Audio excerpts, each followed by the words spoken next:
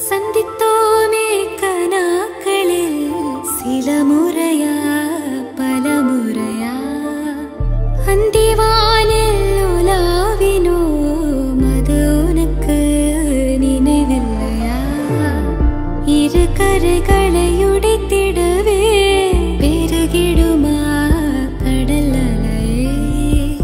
இரு இரு உயிர் தத்தளிக்கையில் வழி சொல்லுமா கலங்கரையே?